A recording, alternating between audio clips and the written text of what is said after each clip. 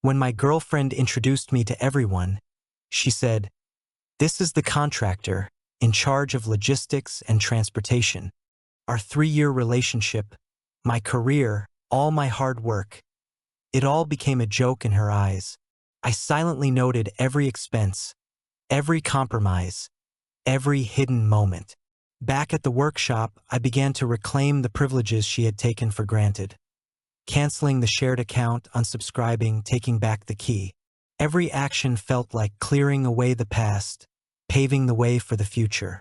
She thought it was just a minor social blunder, but I saw the truth. She had always measured me by the status I could bring her, not by love. That breakup that night gave me complete freedom. Weeks later, when she saw me recognized and respected by friends and business partners, her embarrassed, regretful, and powerless expression told me she had finally tasted the bitterness of being ignored, and I was no longer the man she could hide at will. "Oh, he's the one who does logistics? What?" I stood in the corner, a whiskey in my hand. "Your boyfriend? I thought he was just in charge of stage setup." Kate raised an eyebrow. "Don't say that." Elisa pulled her aside. I lowered my head, took a sip of my drink, my palms sweating. 3 years of love, 3 years of devotion, were dismissed so casually as secondary. "I'm leaving," I said softly. "The party's just begun." She didn't even look up. A cold wind swept over me, and I gripped my glass, my mind racing. Back at Mark's apartment, I sat down and said, "Cancel the shared credit card, Netflix, Spotify, gym membership, everything." "Calm down, you'll be fine." Mark patted my shoulder. "It has to be done," I said softly. A few days later, Nora called. "Liam, I know that night was tough. Dan Whitman was very happy with your stage performance. You deserve to be seen." "Thank you." At the running club, Nora approached. "You run too. First time. Don't worry. I'll introduce you to everyone." She smiled warmly. After the run, she handed me water. "Are you all right?" "I'm fine, just tired." Game night, 8 people sat around the table. "How long will it take for the custom kitchen?" someone asked. "About 6 weeks," I replied. "You're very clear," Nora laughed. The phone rang, and I answered. "Liam, Dan Whitman. I want to discuss renovating 6 showrooms." "No problem. Our team can handle it." Mark and I worked overtime planning the timeline, costs, and staffing. "Are you sure you have enough time?" Mark frowned. "Yes, we can. We'll do it in phases, hiring more craftsmen," I said calmly. A few weeks later, the first showroom opened. Dan Whitman nodded. "Well done." Through the window, I saw Kate standing across the street. Our eyes met briefly, then she turned and walked away. Nora took my hand. "You made it through." "Yes," I smiled. "Liam, can we talk?" Kate suddenly appeared in the workshop. "What are you doing here?" I asked calmly. "I want to apologize. I was wrong that night. This opportunity came through my work and Nora's recommendation. You didn't contribute anything." She was silent. Game night continued, and Nora smiled and said, "Next week's theme is horror. You'll be coming, right?" "Yes," I said. The phone rang again, and I answered, "Liam, Dan Whitman. This is the formal contract. We trust you." "Got it." My heart raced. A 7-figure contract, 5 new artisans, a second workshop, equipment upgrades. In the workshop, Mark pushed a plank.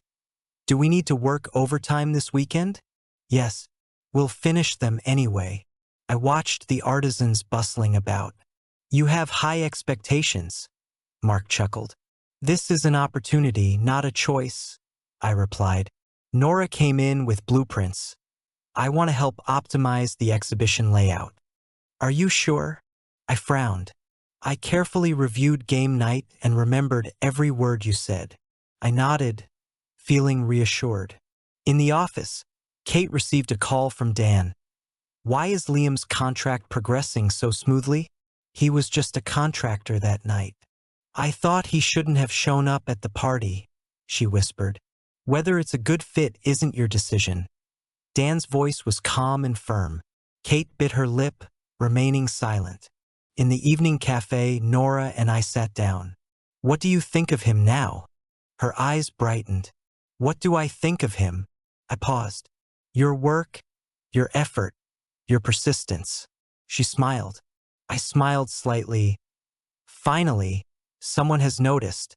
A few months later, Nora and I officially started dating. Work first, the first rule?